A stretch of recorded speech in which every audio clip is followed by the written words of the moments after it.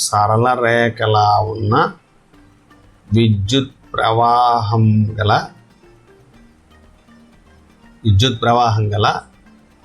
తీగ వల్ల ఏర్పడే అయస్కాంత క్షేత్రం. ఒక చెక్క ముక్కను తీసుకొని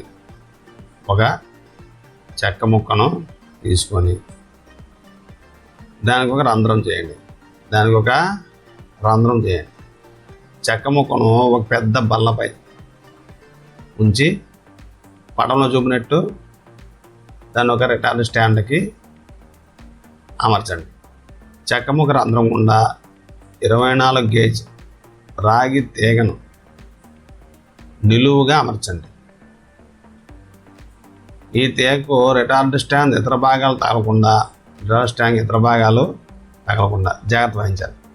తీగ 2 చివరలను స్విచ్ సాయంతో 3 నుండి 9 వోల్ట్ల బ్యాటరీకు కలపండి. చెక్క ముక్క గల రంధ్రాన్ని కేంద్రంగా చేసుకొని దానిపై ఒక వృత్తం గీసి వృత్తంపై 6 నుండి 10 అయస్కాంత దిక్సూచులను అమర్చండి. స్విచ్ ఆన్ చేసి వలయంలో విద్యుత్తు ప్రవాహం చేయాలి. అప్పుడు అంటే సూచీలన్నీ వృత్తం యొక్క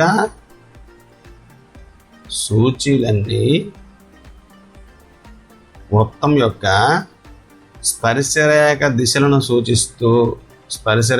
సూచిస్తూ నిలకడలోనికి రావడాన్ని మనం గమనిస్తాం. వృత్తం వైపు యొక్క స్పర్శరేఖ దిశను సూచిస్తాయి ఇవి.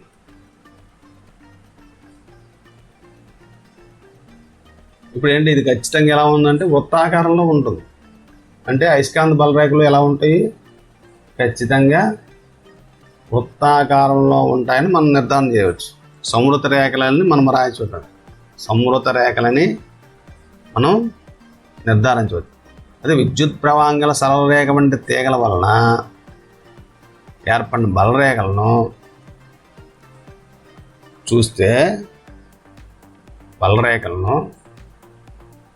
వలయంలో విద్యుత్ ప్రవహిస్తున్నప్పుడు తీగ చుట్టూ ఒక ఇనుపరంజం జల్లినాం అనుకోండి. తీగ చుట్టూ ఇనుపరంజం జల్లినా సరే మనకి ఇదే విషయం చెప్తుందన్నమాట. అంటే ఉదాహరణకు ఏంటంటే ఈ పేజీ నుండి నిటారుగా పైవైపుకు విద్యుత్ ప్రవహించింది అనుకోండి. ప్రవహిస్తే ఇప్పుడు అయస్కాంత బలరేఖలు ఏంటి, అపసవ్య దిశలో ఏర్పడతాయి. అదేవిధంగా విద్యుత్ ప్రవాహం పేజీ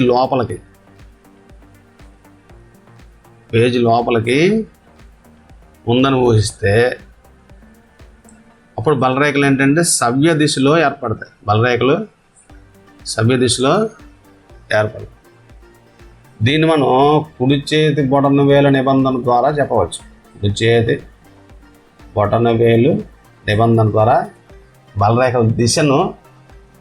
బలరేఖల దిశను సులభంగా చెప్పవచ్చు.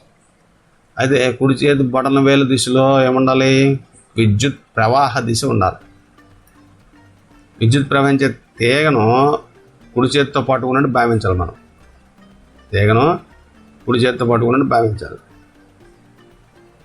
ఇప్పుడు తీగ చుట్టూ మిగతా వేళ్ళు అయస్కాంత క్షేత్ర దిశను తెలుపుతాయి. అయితే వలయాకారపు తీగ చుట్ట ఎల్ల ఏర్పడే అయస్కాంత క్షేత్రం.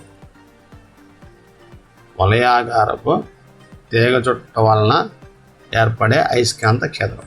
ఒక పలుచని చెక్క ముక్క తీసుకొని దానిపై తెల్లని కాగితాన్ని అంటించండి. అదేంటంటే చెక్క పీటలా తయారు చేయాలి. దానిపైన 2 రంధ్రాలు చేయండి. ఆ రంధ్రాల గుండా విద్యుత్ బంధ పొరగలిగిన 24 గేజ్ రాగి తీగను 4 చుట్లు చుట్టాలి. తీగ చుట్ట చివరలను స్విచ్ సాయంతో బ్యాటరీలకు కలిపి వలయంలో విద్యుత్తు ప్రవాహం చేస్తే తీగ చుట్ట మధ్యలో చెక్క ముక్కపై ఒక అయస్కాంత దిక్సూచన ఉందండి. అయస్కాంత దిక్సూచన ఉంటుంది.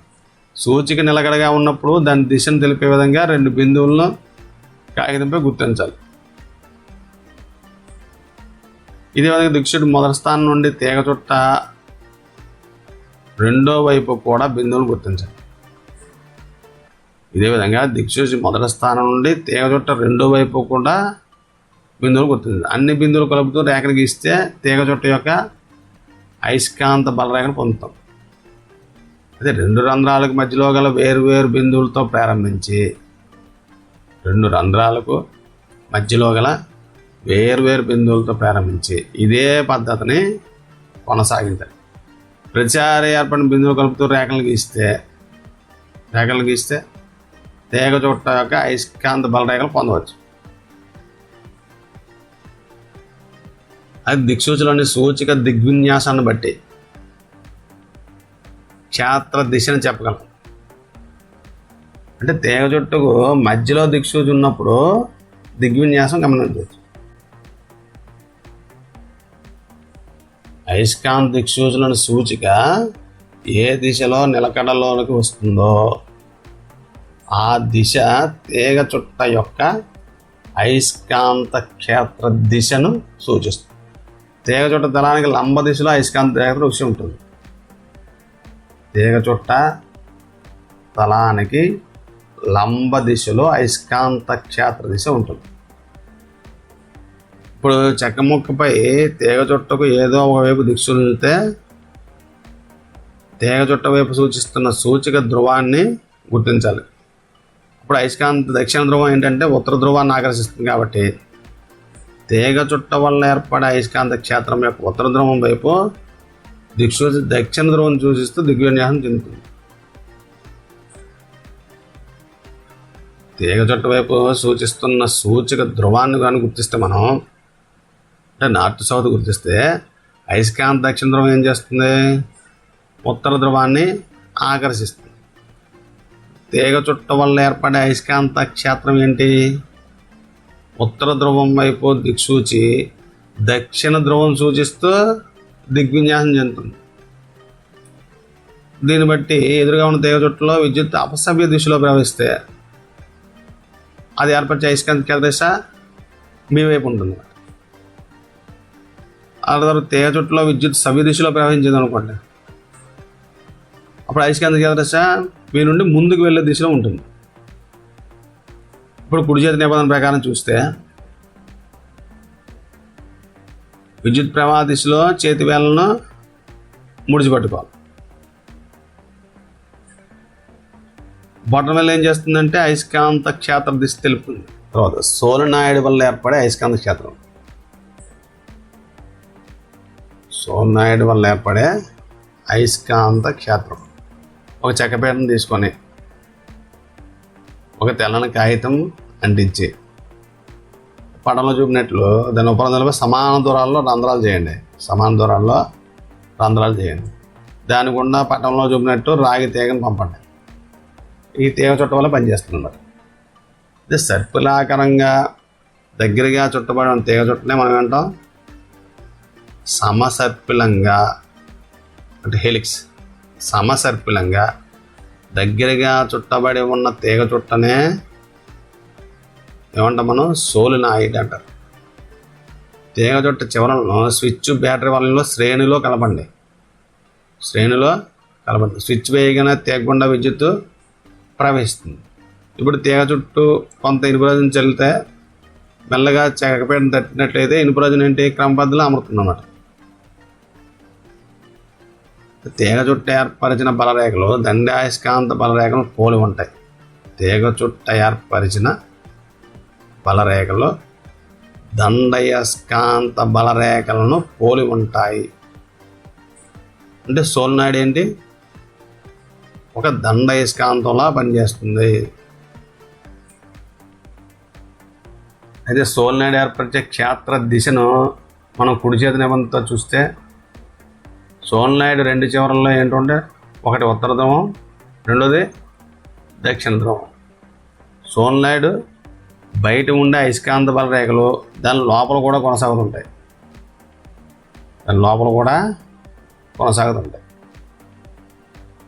అయితే సోలనాయిడ్ బయట బలరేఖలు ఏంటి? దిశ ఉత్తరం నుండి దక్షిణం వైపుకి, లోపల బలరేఖల దిశ దక్షిణం నుండి ఉత్తరం వైపుగా ఉంటాయి. అంటే సోలనాయిడ్ వల్ల ఏర్పడే బలరేఖలు, దండాయస్కాంతంతో ఏర్పడిన బలరేఖలు సమృత వలయాలు. విద్యుత్ ప్రవహించే తీగ అయస్కాంత క్షేత్రాన్ని ఏర్పరుస్తుంది. అంటే చలించే విద్యుదావేశాలు అయస్కాంత క్షేత్రాన్ని ఏర్పరచగలవు. అయితే చలనంలో ఉన్న ఆవేశం మరియు విద్యుత్ ప్రవాహం గల తీగలపై అయస్కాంత క్షేత్ర బలం ఇది ఎలా పనిచేస్తుంది? టీవీకి దగ్గరగా నిలబడండి, స్విచ్ ఆన్ చేయండి. ఇప్పుడు ఒక దండాయస్కాంతం తీసుకొని టీవీ తెరకు దగ్గరగా వెళ్ళండి. అప్పుడు ఏమవుతుందంటే దండాయస్కాంతం తెర నుండి దూరంగా జరిపితే చిత్రం సరిగ్గా కనబడుతుంది. అదే దండాయస్కాంతాన్ని టీవీ దగ్గర తీసుకుని వస్తే ఎలక్ట్రాన్ల కదలికపై దండాయస్కాంత ప్రభావం వల్ల చిత్రం ఆకారం మారుతుంది. ఎలక్ట్రాన్ల కదలికపై దండాయస్కాంత ప్రభావం వల్ల చిత్రం ఆకారం మారుతుంది. ఈ బలాన్ని ఏమంటాం అంటే అయస్కాంత బలం అంటాం. అంటే అయస్కాంత క్షేత్రం కలిగే ఆవేశంపై పనిచేసే అయస్కాంత బలం. అయస్కాంత క్షేత్రంలో కదిలే ఆవేశంపై పనిచేసే అయస్కాంత బలం. ఇప్పుడు ఏంటంటే మనం క్యూ ఆవేశం v వేగంతో అయస్కాంత క్షేత్రం బికి లంబంగా కదులుతుంది అనుకుందాం. ఆవేశంపై పనిచేసే అయస్కాంత బలాన్ని ఏమంటే F=QVBగా రాయొచ్చు. అంటే ఆవేశంపై పనిచేసే అయస్కాంత బలం అనేది ఆవేశ పరిమాణం Q, దాని వేగం v మరియు అయస్కాంత అభివాహ సాంద్రత b అనే 3 అంశాల లబ్ధానికి సమానం. అంటే ఆవేశపు వేగదిశ అయస్కాంత క్షేత్రదిశకు లంబంగా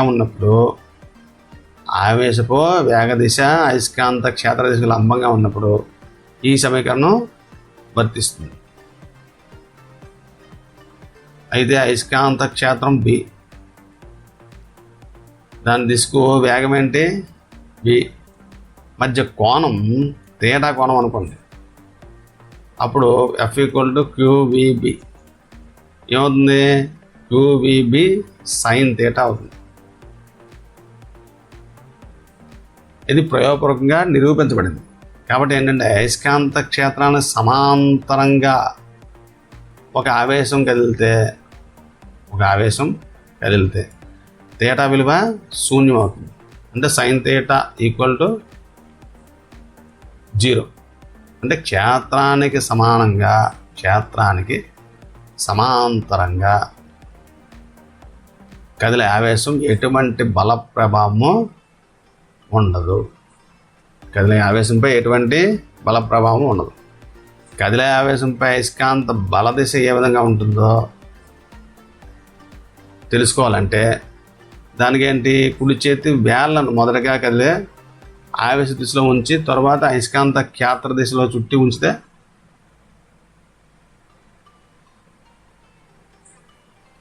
మీ కుడి చేతి వేళ్ళను మొదటగా కదిలే ఆవేశ దిశలో ఉంచాలి. బొటనవేలు చూపే దిశ ఏంటంటే అయస్కాంత బల దిశ అవుతుంది. అయస్కాంత క్షేత్ర దిశ ఆవేశ దిశకు మధ్య కోణం ఎంత ఉన్నా ఈ నిబంధన పనిచేస్తుంది. అయస్కాంత బల దిశ ఎల్లప్పుడూ కదిలే ఆవేశ వేగ దిశ మరియు అయస్కాంత క్షేత్ర దిశ రెండింటికి లంబంగా ఉంటుంది.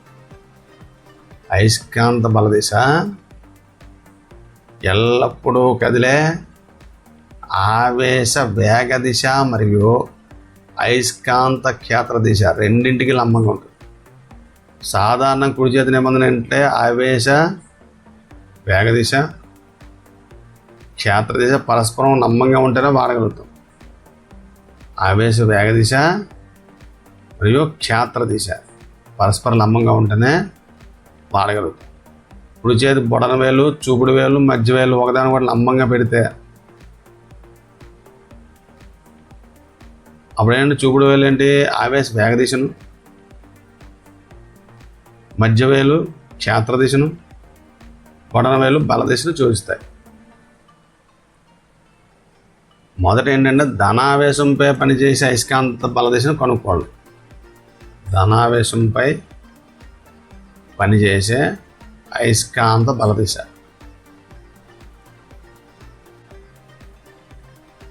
బి అయస్కాంత ప్రేరణ. బి అయస్కాంత ప్రేరణ గల క్షేత్రానికి లంబంగా క్యూ ఆవేశం గల కణం బి వేగంతో కదులుతుంది అనుకుందాం. అప్పుడు ఆవేశ మార్గం వ్యాసార్థాన్ని భ్రమణ కాలాన్ని లెక్కించాలంటే క్షేత్ర దిశ ఏంటంటే పేజీ లోపలికి ఉన్నట్లు ఊహించుకుందాం. క్షేత్ర దిశ పేజీ లోపలికి ఉన్నట్లు ఊహిస్తే అప్పుడు ఆవేశ కణంపై పనిచేసే బలం F=QUV అవుతుంది. ఈ బలం ఎల్లప్పుడూ కణం వేగానికి లంబంగా ఉంటుంది. అంటే ఆ ఆవేశ కణం వృత్తాకార మార్గంలో చలిస్తుంది. కణంపై పనిచేసే అయస్కాంత బలం అభికేంద్ర బలంగా పనిచేస్తుంది. అంటే వృత్తాకార మార్గం యొక్క వ్యాసార్థం ఏంటి ఆర్. వృత్తాకార మార్గం యొక్క వ్యాసార్థం ఏంటి ఆర్. అంటే అభికేంద్ర బలం ఈక్వల్ ఏమవుతుంది mv²/r. ఇప్పుడు మనకి F ఈక్వల్ ఏంటి QVB కదా. ఇక్కడ అభికేంద్ర బలం ఏంటి mv²/r. అప్పుడు ఏమవుతుంది QVB mv²/r. ఇప్పుడు R mv/bq. అప్పుడు భ్రమణ కాలం ఏంటి T = 2πr/b. R విలువను ప్రతిక్షేపిస్తే 2πm/bq అవుతుంది. అదే విద్యుత్ ప్రవాహం అంటే కదులుతున్న ఆవేశాలు. కాబట్టి విద్యుత్ ప్రవాహం అంటే కదులుతున్న ఆవేశాలు.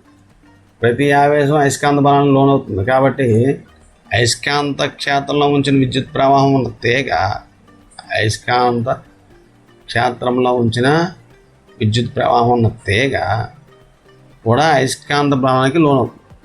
తీగలోని ప్రతి ఆవేశం క్షేత్రాన్ని సమాంతర దిశలో కదులుతూ ఉండడం వల్ల తీగలోని ప్రతి ఆవేశం క్షేత్రానికి సమాంతర దిశలో కదులుతూ ఉండడం వల్ల వాటిపై అయస్కాంత బలం పనిచేయదు. అంటే తీగలో విద్యుత్ ప్రవాహ దిశ క్షేత్ర దిశ సమాంతరంగా ఉన్నంత వరకు తీగపై అయస్కాంత బలం శూన్యం. తీగలోని విద్యుత్ ప్రవాహ దిశ క్షేత్ర దిశకు సమాంతరంగా ఉన్నంత వరకు తీగపై అయస్కాంత బలం శూన్యం. ఇప్పుడు ఏకరీతి అయస్కాంత క్షేత్రం బి లంబంగా ఒక విద్యుత్ ప్రవాహం గల తీగను ఉంచితే దానిపై చర్య జరిపే క్షేత్ర బలం ఏమవుతుంది అంటే బి యొక్క దిశ పేజీ లోపలికి ఊహిద్దాం.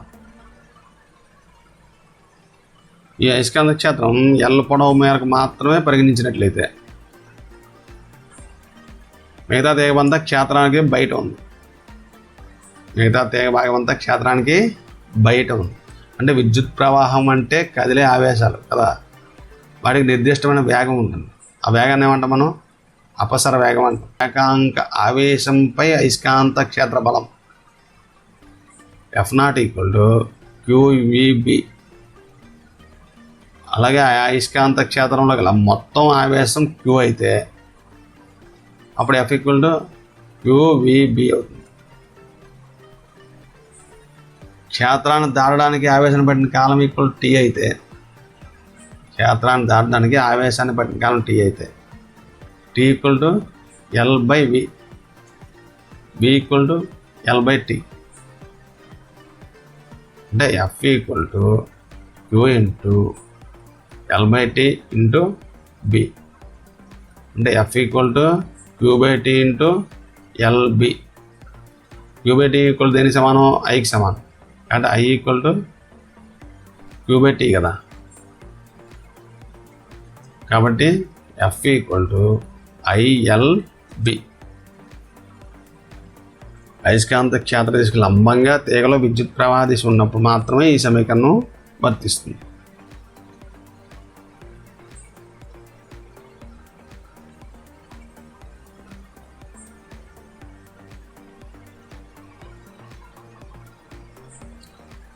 అయస్కాంత క్షేత్ర దిశకు విద్యుత్ ప్రవాహ దిశకు మధ్య కోణం తీటా అనుకోండి.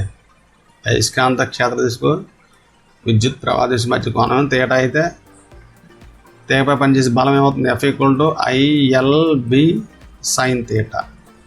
ఇప్పుడు ఏంటంటే విద్యుత్ ప్రవాహం గల తీగపై పనిచేసే అయస్కాంత బల ప్రభావం చూస్తే, విద్యుత్ ప్రవాహం గల తీగపై పనిచేసే అయస్కాంత బల ప్రభావం పలుచని చెక్కముక్క తీసుకోండి.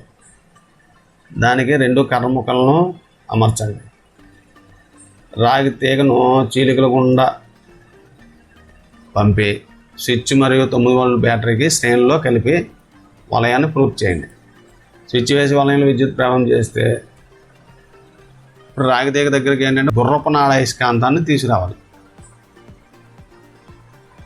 గుర్రపు నాడ అయస్కాంతం ఏంటంటే ధ్రువాలను పరస్పరం మార్చి అవి అపవర్తనం చెందేటట్లు చేసినట్లయితే తీగలో విద్యుత్ ప్రవాహ దిశను కూడా మార్చి కూడా ప్రయోగాన్ని చేసితే, తీగలో విద్యుత్ ప్రవాహ దిశను కూడా మార్చి మరలా ప్రయోగం చేసినట్లయితే విద్యుత్ ప్రవాహం గల తీగపై క్షేత్రం ప్రయోగించే బల దిశను, విద్యుత్ ప్రవాహం గల తీగపై క్షేత్రం ప్రయోగించే బల దిశను తెలుసుకోవడానికి కుడి చేతిని ఏమైనా పనిచేస్తుంది. కానీ తీగ అపవర్తనానికి కారణాలు మాత్రం చెప్పదు. ఇది పనిచేయదు. అదే తీగలో విద్యుత్ ప్రవాహం లేదనుకుందాం, అప్పుడు గుర్రపు నాడ అయస్కాంతం వల్ల ఏర్పడే అయస్కాంత క్షేత్రం మాత్రం ఉంటుంది. తీగలో విద్యుత్ ప్రవహిస్తే అది కూడా ఒక అయస్కాంత క్షేత్రాన్ని ఏర్పరుస్తుంది. గుర్రపు నాడ అయస్కాంతం వల్ల ఏర్పడే అయస్కాంత క్షేత్రం మాత్రమే ఉంటుంది. తీగలో విద్యుత్ ప్రవహిస్తే అయస్కాంత క్షేత్రాన్ని ఏర్పరుస్తుంది. అప్పుడు ఏమవుతుంది? 2 క్షేత్రాల అతిపాతం వల్ల అసమక్షేత్రం ఏర్పడుతుంది. గుర్రపు నాడ అయస్కాంతపు ఉత్తర దక్షిణ ధ్రువాల మధ్య ఉండే క్షేత్రాన్ని చూస్తే ఇదండి పేజీకి లంబంగా ఒక తీగ ఉన్నట్లు ఊహిస్తాం. దానిలో విద్యుత్ ప్రవహిస్తుంది అనుకుందాం. అప్పుడు విద్యుత్ ప్రవాహం ఏంటి? అయస్కాంత క్షేత్రాన్ని ఏర్పరుస్తుంది. అయస్కాంత క్షేత్రాన్ని ఏర్పరుస్తుంది. బలరేఖలను గమనిస్తూ ఫలిత క్షేత్రాన్ని గీసినట్లయితే తీగలోని ప్రవాహం వల్ల ఏర్పడిన వలయాకార బలరేఖలపై భాగాల్లో గుర్రపు నాడ అయస్కాంత బలరేఖల దిశలో ఉండగా, తీగలోని ప్రవాహం వల్ల ఏర్పడిన వలయాకార బలరేఖలపై గుర్రపు నాడ అయస్కాంతం ఏర్పడిన బలరేఖల దిశలో ఉంటే, వలయాకార రేఖల దిగువ భాగాలు ఏంటంటే గుర్రపు నాడ అయస్కాంత బలరేఖల దిశకు వ్యతిరేక దిశలో ఉంటాయి. గుర్రపు నాడ అయస్కాంతం ఏర్పడిన బలరేఖల దిశలో ఉంటే, వలయాకార రేఖల దిగువ భాగాలు ఏంటంటే గుర్రపు నాడ అయస్కాంత బలరేఖల దిశకు వ్యతిరేక దిశలో ఉంటాయని మనం అర్థం చేసుకోవచ్చు. అందుచేత ఫలిత క్షేత్రంపై